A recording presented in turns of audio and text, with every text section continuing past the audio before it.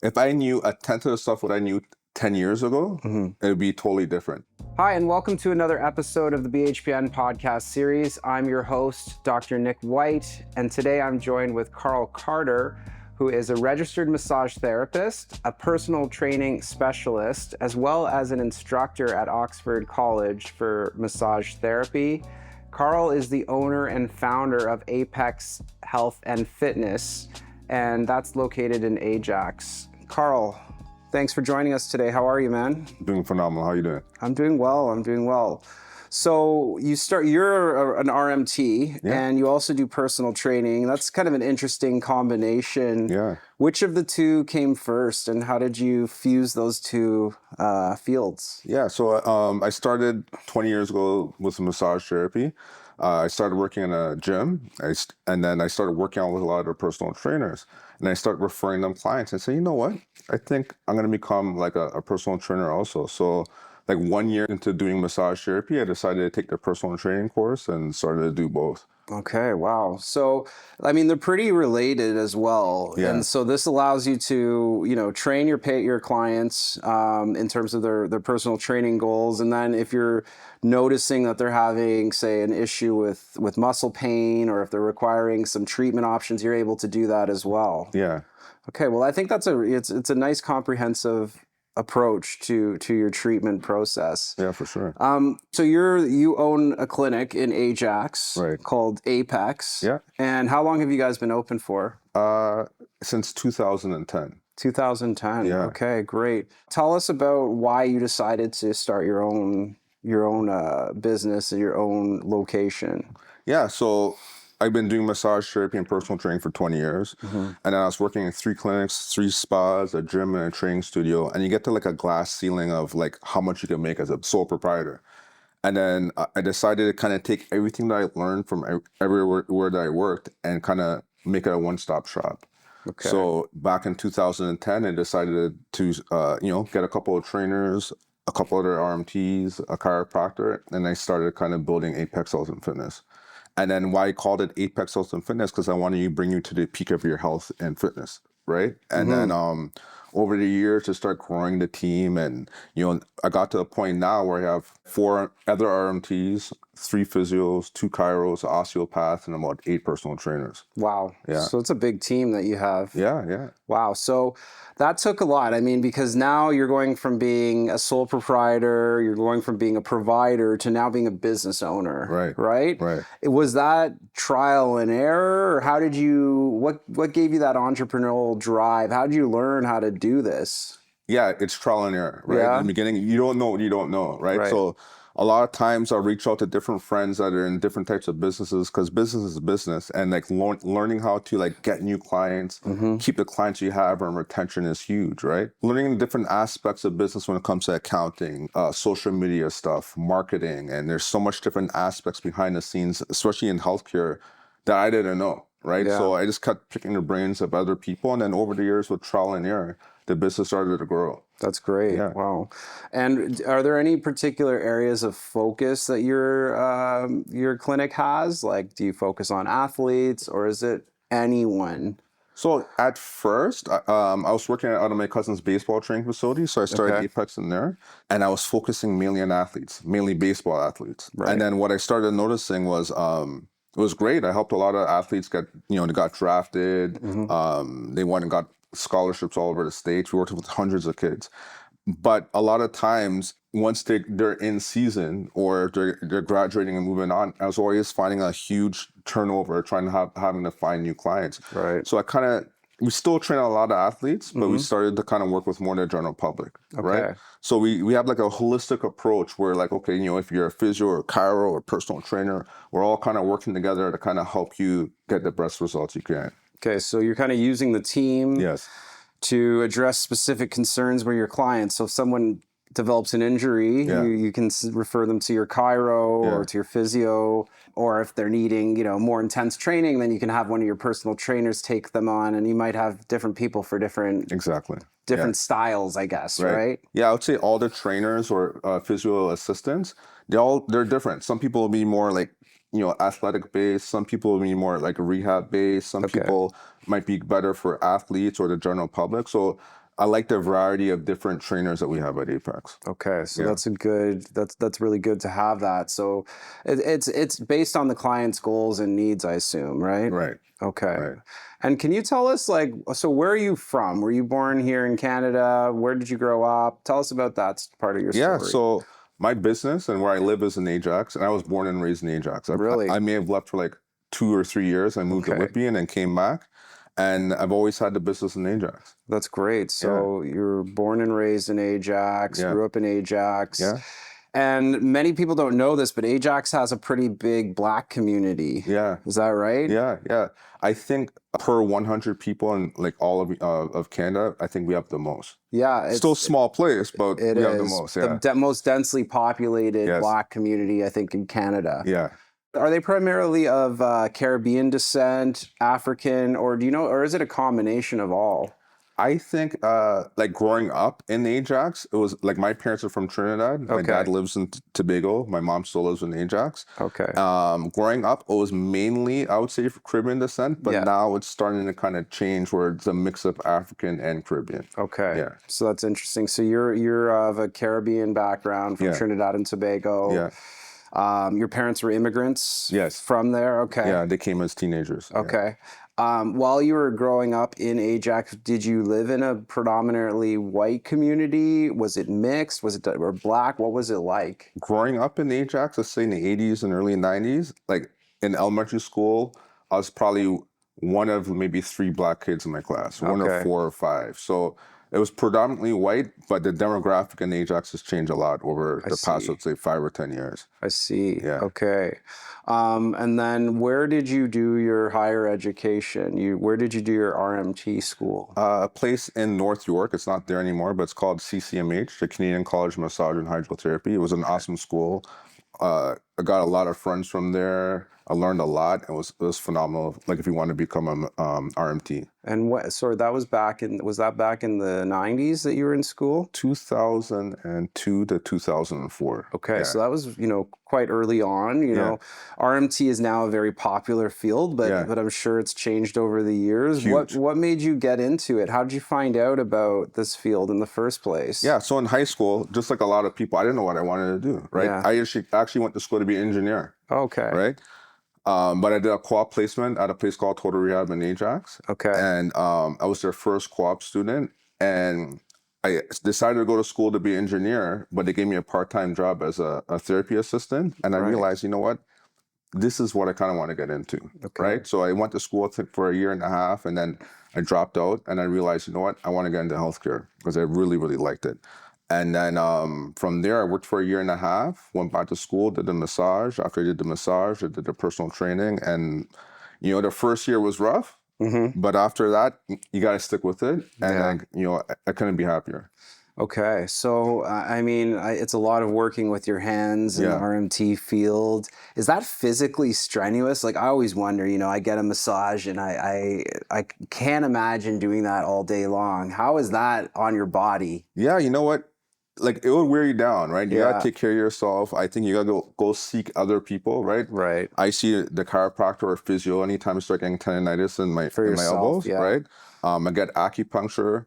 I think it's very important to eat healthy, Mhm. exercise. Otherwise, you would have a short career, Right. right? But also, you have to know the business side. To me, like you could be the best massage therapist in the world, but if you can't hang on to your clients, like you won't last. Yeah. Yeah. So talk about that because most of your clients are paying Yeah. either through their insurance or out of pocket. Right. And so that means that you have to actually know how to bring them in, Right. provide a good service, good follow-up with your customers. How important is customer service in your industry? It's huge. It's Yeah. huge, right? Because right off the bat, if you're a first-time client, if you don't like me, you're not coming back, right? That's right, yeah. So you have to build up a rapport with your clients, put your clients on a treatment plan, right?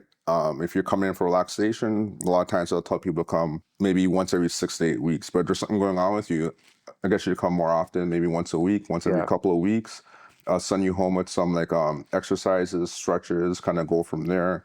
Maybe after the massage, I might stretch you out, give you some home care and kind of go from there. But building up that rapport with your clients, like for me, I treat my clients like family. And like I Okay. think when you do that, within boundaries, Yeah, of course. right? they become a client for life. That's great. Yeah. So focusing on long-term retention. Right. It sounds like education's important. Very. I mean, many people just think, hey, I'm going to go for a massage maybe once a year. Right. But you're saying, no, it should be more of a kind of a program-based approach, right? Right. Okay. Well, you know, I find we all have stressful lives, Yeah. right? You know, and it helps. I think if you exercise and stuff like that, it helps with recovery, helps to kind of de-stress you. If you have injuries going on, we could kind of help relax your muscles and kind of go from there. So like a lot of people think, oh, massage is just about relaxation. No, you know, we're also therapists, Right. and then we have different, you know, techniques to kind of help with any type of pain.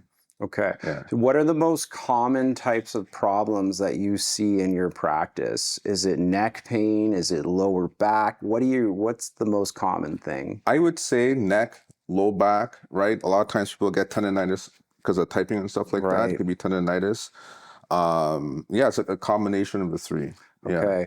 Do you see carpal tunnel in your practice? Yeah. And you see a golf elbow, tennis elbow? Yeah, frozen shoulder. Yeah, I see that a lot. Yeah. You know, in Sciatic general. nerve problems. Yeah. Yeah. And as you probably know, people who, for me as a physician, there's not a lot I can do, right? When Right. someone comes in with back pain, even if we diagnose it, there's no surgical intervention that we're going to do. Right. People think that, but that's Right. not really what it's about. We're generally deferring to people like yourself, Right. massage, maybe some chiro, some physio. Right. And so I think many patients don't understand that this is a long-term fix. It's no quick fix Right. to these chronic pain issues, right? Right. So tell us about when you were in school, was there other Black people in your class? Do you know of many other Black registered massage therapists? In my class at the time, out of 40 to 60, depending on when you started until when we finish, Yeah. there's maybe about 5 or 6. 5 or 6. Yeah. Okay. So it's Right. not 0. That's Right. good, right? Right. You weren't the only person. Right. But certainly there's a discrepancy maybe in the numbers compared to the general population. Right. Tell us about, did you ever feel out of place in your field? Do you ever find that there's a barrier there, being Black and dealing with, that aspect of it? How does that affect you? So at first, you kind of look around, you look into different clinics and stuff like that, and like you might be the only Black guy or lady that's in the clinic or spa, wherever you're kind of working with. So like looking for someone like you back then, there wasn't much, right? But now I think, massage is kind of getting out there, and people are more multicultural in the massage profession. But in the beginning, it wasn't how it is now. Yeah. Yeah. So in many ways, like other things, we're seeing a bit of an improvement, right? More Right. diversity within the field. Right. Whereas, many of these fields were predominantly white, back in the early kind of 90s, 2000s, that sort of thing. But now Right. they're getting better. Right. Right. And how do you think the field's changed over time? Have you seen any major advents with maybe the use of technology, or is it still very much the same as it was back when you started? I think now we're looking more of a client-based type of approach now, right? Okay. We're trying to find different ways to help the client more than just massage and relaxation. So like now we're focusing on assessments and different techniques to kind of help people coming in for massage. And also when it comes to like technology and like, let's say AI, on the back end, when it comes to, let's say, treatment notes or bookkeeping and stuff like that, it's really helping to make things easier. Right. I remember when I first started, I was always writing in my notes, and then I'm a little old school, right? Yeah. So it took me a while to get used to like using different technology and stuff like that. But like once you get to use it, it makes life so much easier. Absolutely. Yeah. Do you use like an AI scribe to help you with your notes, or? Not yet, but I should. Okay. Right? Yeah, you to should. make life easier, right? So I use this program called the Jane app. Oh yeah, I know Jane. Yeah. Right. So it's amazing. Like anything you need, you could ask, and within like minutes, it will answer what you need. So Really? Yeah. And then Okay. I'm sure you could probably do an AI script to kind of. Yeah. So I've used Jane app previously with my other clinic. Yeah. I understand now it's more advanced where, but the great thing about, using templates, being able to put photos in, being able to put, real-time notes, it's a great option. Many of these electronic medical records are adopting AI as well, and Right. it's saving us administrative time, Right. which means we can focus on clients, right? Exactly. So technology is obviously a great thing, especially on the administrative side. And, as an RMT, you are a registered professional, right? So do you have like a college or like an regulatory body that you Right. have to report to, and there's certain Right. requirements you need, right? Yeah, the CMTO. Yeah. Okay. Yeah. So that means that there's people out there who are not RMTs yes. that are doing things Yeah. versus yourself. What's the difference there? So for us, there's a certain amount of hours you have to go to school for, right? Okay. And then once you pass whatever college that you go to, there's a board exam you got to do. There's a written part and a practical part. Okay. After you pass those two components, you get your massage therapy insurance, Right. right? Malpractice insurance. And after you get your malpractice insurance, you can start to practice. Okay. So every year, there's certain things that we have to do to keep our license, basically. It's called Strive, and it kind of keeps us in touch with the times, basically. Right. Yeah. So you have to maintain certain credentials Right. and requirements. Right. And of course, you have to follow guidelines set out by your regulatory body. So Right. that ensures patient safety, and it ensures a standard of care, right? Exactly. Okay. Whereas if you're not, dealing with someone who's not an RMT, Yeah. there's no real, recourse for patients if something goes wrong. Yeah. Yeah. Right? Like, if something goes wrong and someone doesn't feel comfortable with somebody, you could always report us to the CMTO. Right. If you're not an RMT, there's no one you're reporting to. Yeah. And people that do like a weekend course or something like that, Yeah. you're not registered. No. Right? And you can't get your money back from insurance. Exactly. Yeah. Okay, good. So then, you shortly after becoming an RMT, you became a personal training specialist. Was that with CanFit Pro? Yes. Yeah. Yeah. Okay. I've actually did that as well, but I did you? did it for group exercise. Yeah. I used to teach group exercise classes, spin Awesome. classes. And I know it's more of that is kind of a weekend course, but it still is kind of the gold standard in for Canada, sure. right? Yeah. Did you have a background as an athlete, or do you your own fitness before this? So I've always, I liked playing basketball, Mhm. playing baseball, kind of going from there. Or I've always worked out. So Yeah.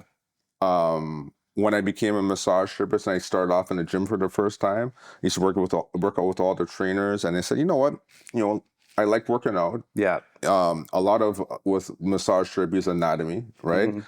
Assessments and stuff like that. So it's very close to personal training. Even part of massage therapy is called remedial exercise. Okay. So you teach people how to exercise, how to stretch, and whatnot. Yeah. So a lot of what we do in massage and personal training kind of overlaps. They overlap. Yeah. So I said, why not? So I took the course.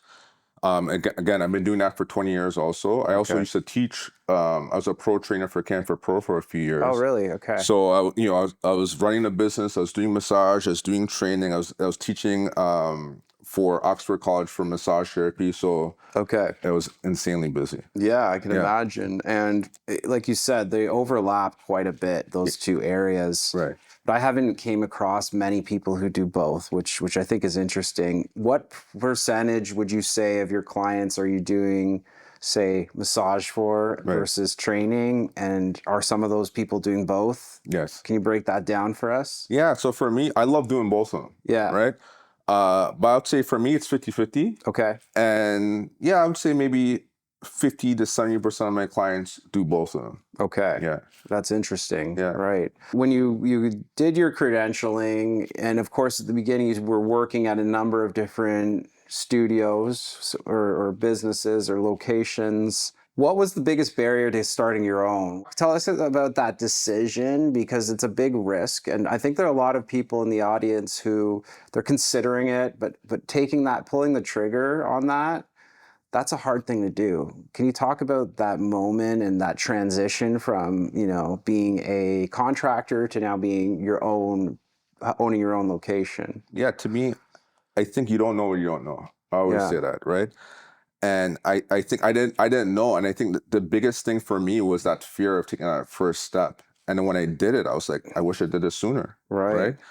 And it's just, asking the right questions. Like for me, there wasn't much people to tell me kind of what to do. So I kind of, figure out on the fly. Mm-hmm. And as I went on over the years, it was trial and error, right? Okay. So to me, it was taking that first step was probably the hardest step. Right. But, once you do it, it's the happiest thing I ever did. So was the first step getting a location? Was it like leasing a space? Yes. Yeah. So Do you own or do you lease your space? right now, I lease. Yeah. Right. So before I was subleasing in my cousin's baseball training facility. Okay. So I had a couple rooms in there and a small area to do personal training. Yeah. And then I moved into the space where I am now. It's a 3,000 square foot facility. So I'm leasing. It's pretty big. Yeah. But my ultimate goal in the next 3 to 5 years, I would like to buy a unit or get together with some people and buy a building. So That's a good idea. Yeah. yeah. So I'm working towards that with my mortgage broker and real estate agent, trying to do my homework now. But in the next 3 to 5 years, that's my major goal. That's great. And in the BHPN, there's a number of people thinking about things like that. And so collaborating with, doctors Yes. or, other physios, or that's always an opportunity as well, right? Right. That'd be awesome. Did you have to put some money into renovating the space at the beginning? You did, eh? Yeah. Okay. And so did you get financing through a bank or did you save money? A mix of both. Yeah, Okay. a mix of both. Yeah. Okay. Yeah. So that's a bit of a risk too, that some Huge. people get a little iffy about. Yeah. How did that go psychologically, taking on some loans and knowing that you're going to have to kind of pay this money back and hitting all those deadlines every month for rent and all of that stuff? Was that tough for you? Well, for sure. Especially where I moved, where I am now, was 2020 February. Okay. A month, right? So a month later, COVID happened. Ooh. So geez. that was like the probably where this is where all these gray hairs came from. Right? Okay. So Yeah. that was probably one of the most stressful times in my life, right? So, all right, I saved up some money. I went to the bank. I got a loan. I was like ready to go. I renovated the space. Yeah. I could have it exactly where I want. I have the team that I want. And then we started the first month. It was amazing. Wow. And then boom, for 3 months, we're locked down for 3 months. Oh, So, man. but you got to bet on yourself, right? And then I remember, I'm like, man, I didn't come this far to go out of business. Of course. And then, I made it work. Those first 3 months, we survived. Yeah. The first 2 or 3 months of going up and down, you survived. But like I said, we had a lot of loyal people coming into the facility. Have a great team. And, for me, surviving through those first 2-3 years of COVID, I think you could survive anything.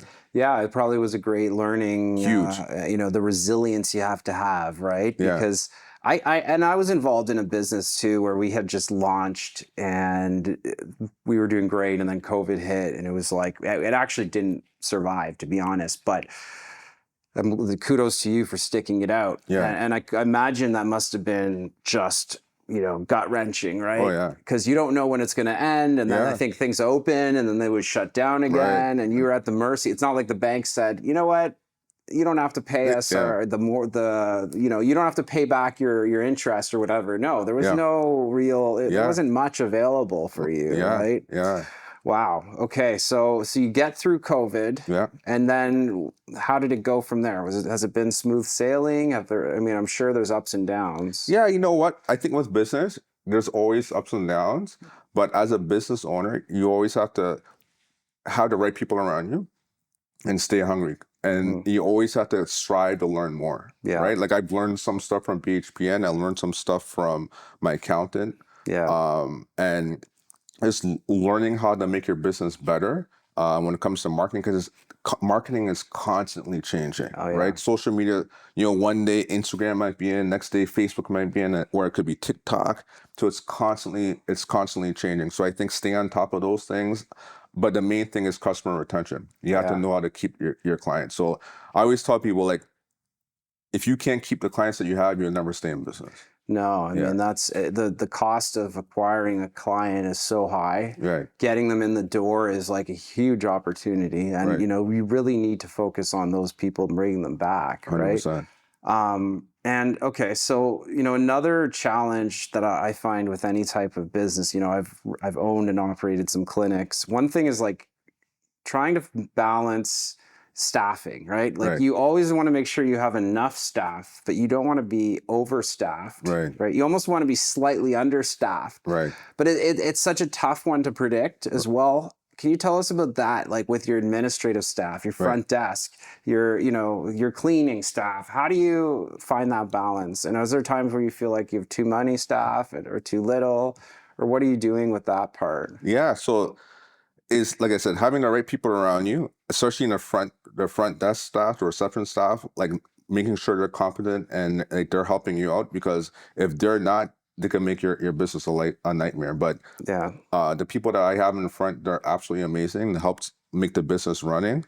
But also the staff that you have, whether there's trainers or physios or chiros, is I always try to do meetings monthly. Okay, that's good. To help to kind of educate them and help them. Oh, if you have any questions, let's talk about customer retention. Let's talk about marketing. Let's talk about how to talk to your clients. Whether it's the therapist putting your clients on a treatment plan, or what if it's the trainers kind of going over your clients' goals. So I think you have to constantly be working with the staff to keep them hungry. To keep them wanting more, to keep them happy and satisfied, but also to help them help their clients. Right. Yeah. And so at Apex, do you obviously you have people coming in the door, personal trainers, for example, they come with their own set of training and ideas.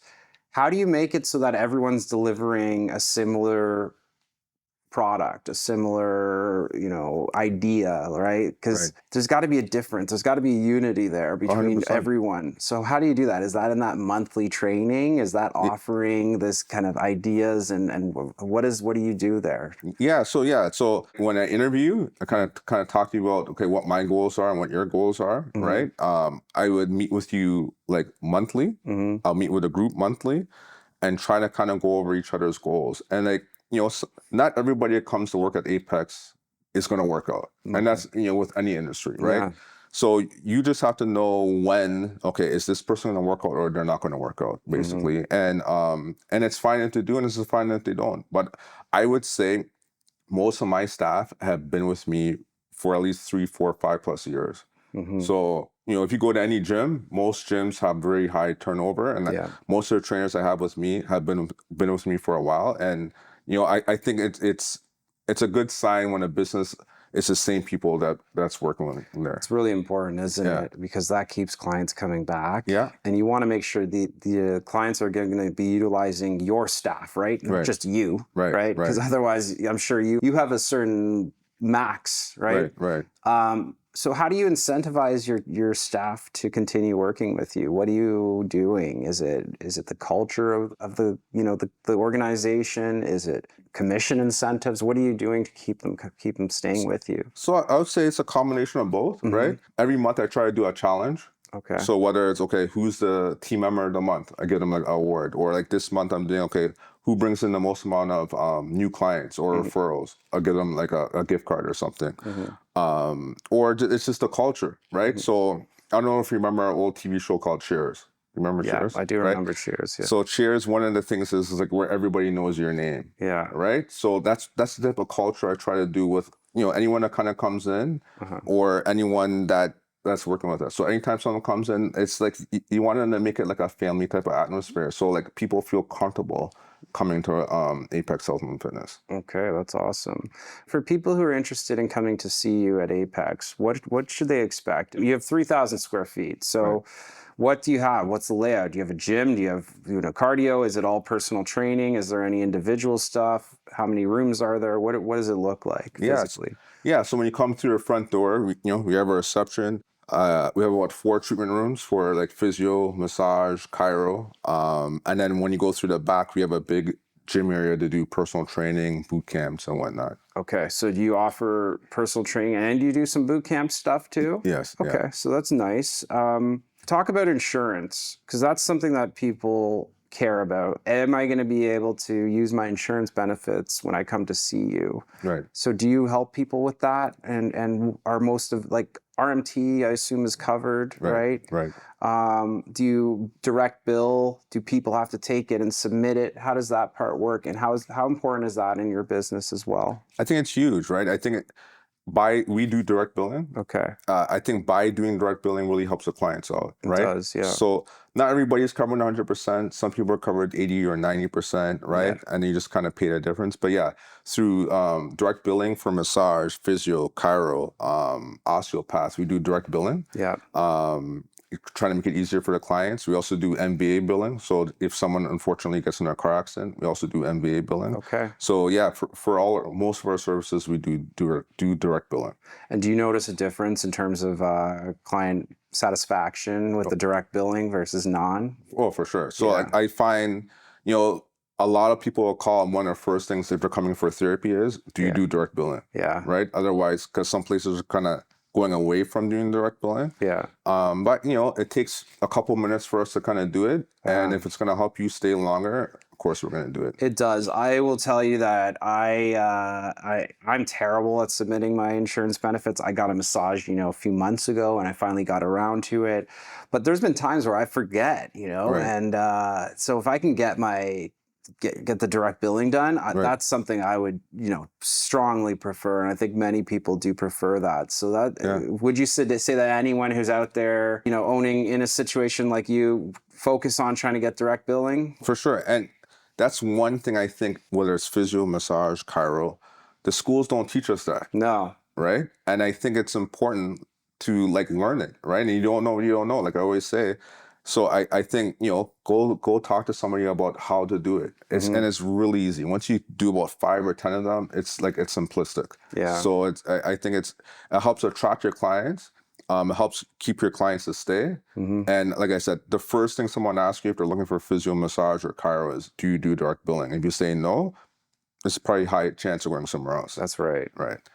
Now, tell us about marketing, because, we've actually, you've been in the BHPN since pretty much the beginning, and we actually had you as a panelist at our launch event. You had some really interesting insights about marketing. Yeah. You talked about attending conferences and, offering demos. Right. Can you talk about what's worked for you for marketing? Right.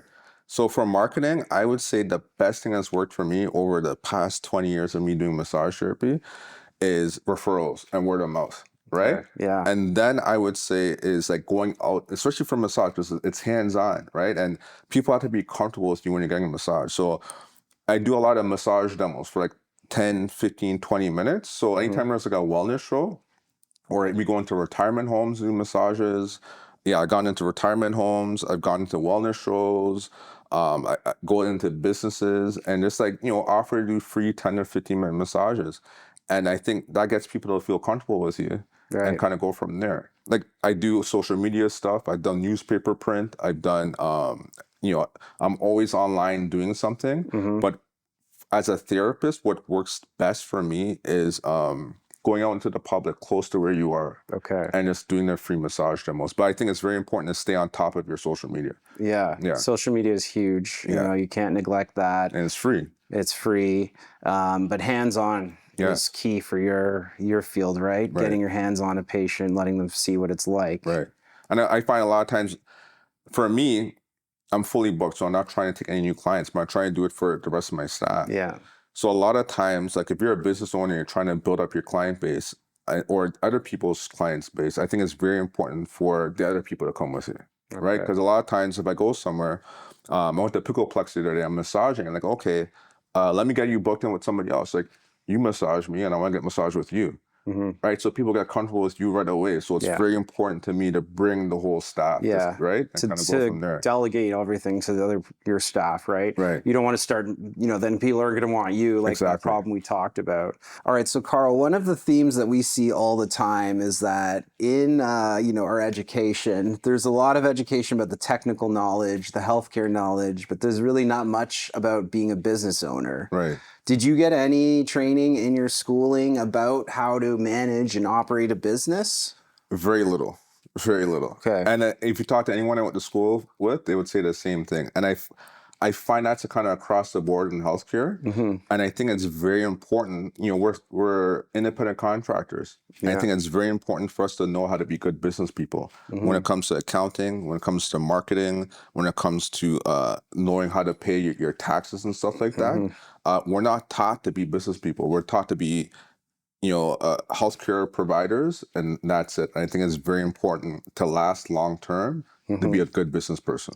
Yeah, and so you had to learn the hard way, right? Yeah, a few Trial times. and error, costing you a lot of money, I assume, Right. a lot of mistakes, Yeah. right? I mean, the same thing with me. Do you wish you had access to that information at an earlier stage in your career? Yeah, I'd probably be retired now, right? Yeah. I'd probably own a building or something like that. If I knew a tenth of the stuff what I knew 10 years ago, it would be totally different. You don't know what you don't know, but you can't go back and say, okay, I wish. But I'm happy where I am, but I wish I knew what I knew now. And then you're always learning. Right. Yeah. And so you're an educator right now. You Right. teach both the RMT as is it Oxford? Right. And then do you teach personal training too? I did. Yeah, I Yeah. did that for about 3 or 4 years, and then I was doing too much stuff, so something had to go. Okay. Yeah. But that's, again, mainly focusing on technical stuff, not so much the business side of things, right? Right. But have you found that being a member of BHPN has helped? And Oh, yeah, why do you for think sure. it's important for people who are healthcare professionals to be involved in an organization like BHPN? So it helps that next generation of physicians, massage therapists, chiros, personal trainers, nutritionists, etc.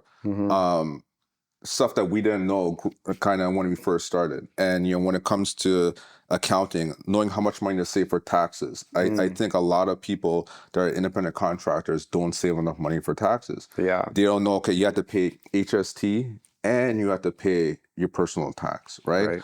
Knowing like different aspects of business, like you don't know, right? Yeah. So I think it's very important to be part of an organization that could help that next generation to learn from our mistakes. Yeah, and you mentioned being a sole proprietor, right? So, there's an option to be a sole proprietor or to have a corporation or both. Right. Can you tell us what that means? Like, okay, I'm a sole proprietor. What does that mean? Right.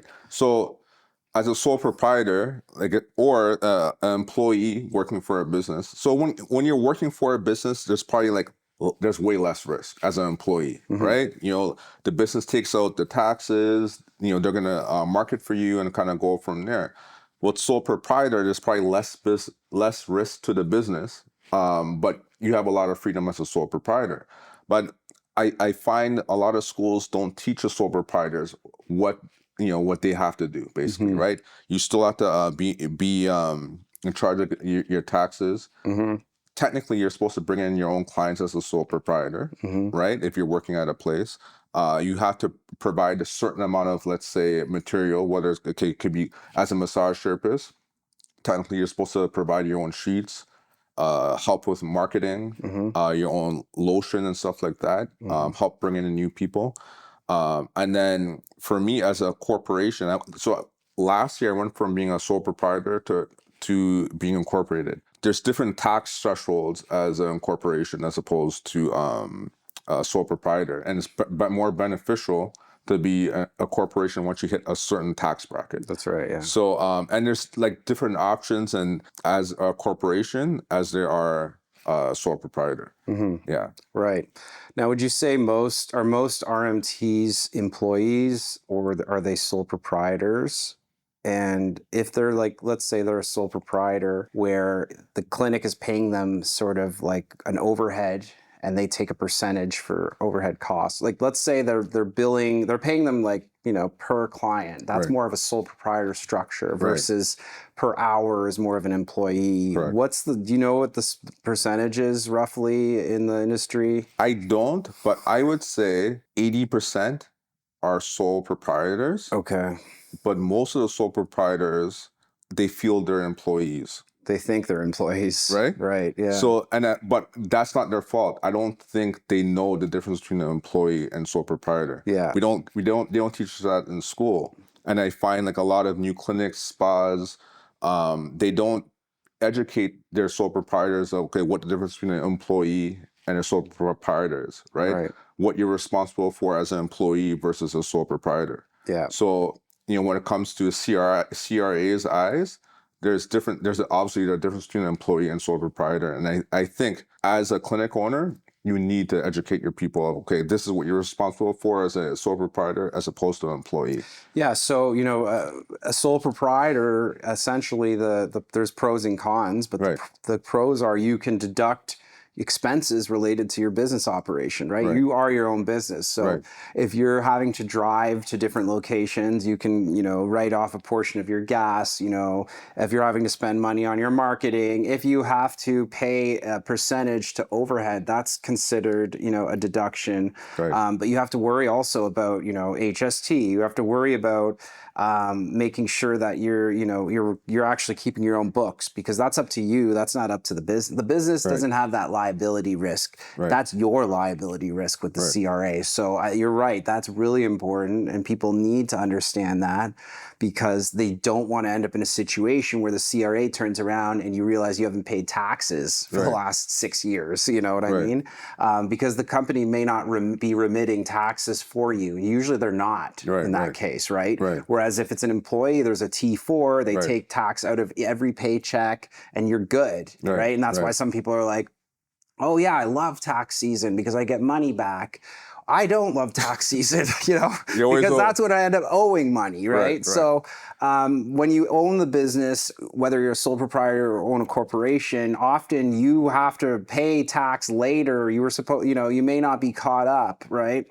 Whereas if you're used to being an employee, then at tax season, that's when you're usually getting a little bit of money back. So Right. understanding that early on is really, really important, right? Most people don't. Yeah, Yeah. exactly. Okay, so what are your goals for the next 10 years with your organization? Do you see yourself, you mentioned maybe owning a building, you mentioned, are you thinking expanding the number of locations? What are you looking to do? Yeah. So especially for 2025, the rest of this year, I really want to, help my team work on retention, which is huge, right? I have a good amount of people working with me at Apex Health and Fitness. So in 2026, I want to make all the mistakes in the next 2 or 3 months and then make 2026 a great year. So in the next 3 to 5 years, whether it's buying a unit, getting with some people and buying a building, that's my next 3 to 5 to 10 year goal. And if I could perfect, or nothing's going to be perfect, but if I can make things kind of the way I want, then I could duplicate whatever I have at Apex, the one-stop shop, and do it somewhere else. Right. You're right.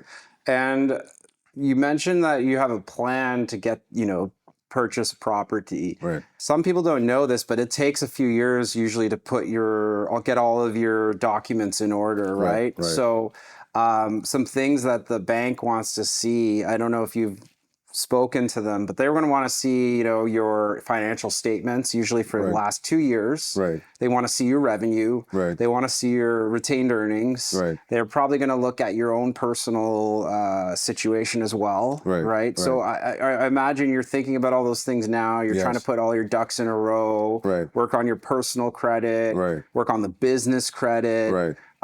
Most importantly, they care about evaluating the business, right? So as a, owner of this type of business, what are the things that the bank thinks are valuable for you? Is it number of clients? Is it years in business?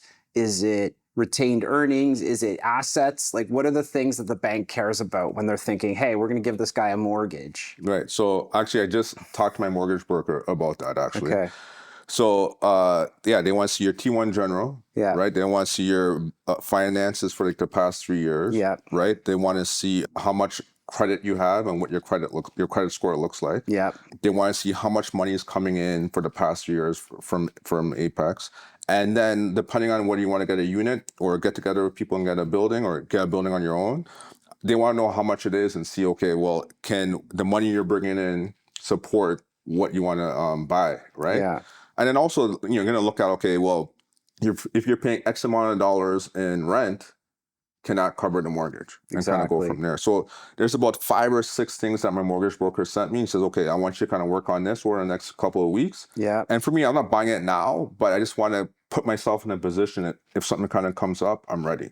That's right. And usually they also want you to put down money too, right? Right. Usually it's about 25% for a commercial building, for example. Right. And they want projections too. Like they want to see, okay, like where are you going to go in the next 5 years, right? So all of these things takes a long time to put together, right? But the sooner you start thinking about it, the better, right? So I think that's an amazing plan to be able to own the asset. And then of course, what are the benefits for people who don't know of owning your building versus renting? Right. So yeah, with rent, my rent's constantly going up, right? I'm in a 5-year lease, but part of that 5-year lease, every year it kind of slightly goes up. And when you go to renew, it goes up again. So, if you buy a unit or a building, yes, there's interest rates that can kind of fluctuate over the year, but at least that usually it's going to stick at a certain rate, right? Per month. So to me, as long as your rent is similar to where your mortgage is going to be long term, if you're going to stay in the business, it's worth it. And then down the road, if you're ever thinking about selling your business, I would say it's more valuable to sell your business owning the unit than it is renting, right? And then even if you pull yourself out of the business, you have a building or a unit that you can rent to somebody else. Yeah, so even if you decided later on that you wanted to sell the company, Apex, right, and you have the building owned by, let's say, a numbered company, you can still be the landlord. Right. And they're paying you rent. Right. So now you've got options, right? Versus if you sell your company and you've only got a lease and that lease is ending in 2 years, that's not a good position to sell the company, right? Right. So I think it gives you more options, and I really like that you're thinking down the road there. And for many people who are in healthcare, this is kind of the ultimate goal, is to own the building that you're operating in. Right. Maybe you have other tenants. Maybe you purchase something that has some commercial real estate, but also maybe has some residential. Who knows? But it gives you options for sure. So that's really great, and that's exciting to hear. And we'll look forward to seeing your expansion plans over the years. Can you talk about, as a whole, maybe for us, the industry? There's been a lot of push towards longevity. This is like the idea that people can start to manage their health before they get illness. Right. Can you talk about that in your industry, and how do you help people prevent illness from happening in the first place?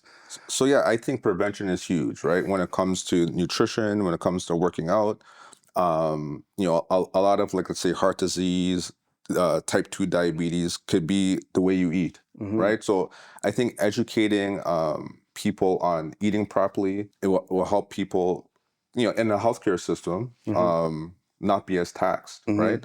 When it comes to working out, women are more prone to osteoporosis than men. That's right. Yeah. So teaching people, okay, like lifting 8 or 10 pounds, you're not going to become a bodybuilder. Yeah. Right. Yeah. So it's very important to me to teach people, weight-bearing exercise for everybody is very crucial, right? So it helps, again, the healthcare system by not being taxed, because, people are having injuries that could have been prevented if they know how to exercise properly. If they, I tell people a lot, it doesn't matter how young or how old you are, if you're a general public or if you're an athlete, it's very important to do things like yoga, stretch. Yeah. It will help prevent with injuries and stuff like that. Yeah. Like mobility is one of the key indicators of morbidity and mortality, meaning when people lose their mobility, their morbidity and their mortality, disease, increases substantially, right? And we see this all the time. People come to the hospital, things like a hip fracture is a death sentence, basically, right? And so exercise is so key. And I think what you said about, hey, you're not going to become bulky, because there's a lot of women who are worried about, I'm going to be too bulky if I lift weights. Yeah, it's 5 pounds. That's not going to happen, right? I mean, if you're lifting weights, it's unlikely that you're going to look like a bodybuilder, right? If anything, it's the opposite, because you're going to develop more muscle mass, and then you'll lose more of the fat, and we're working on body composition.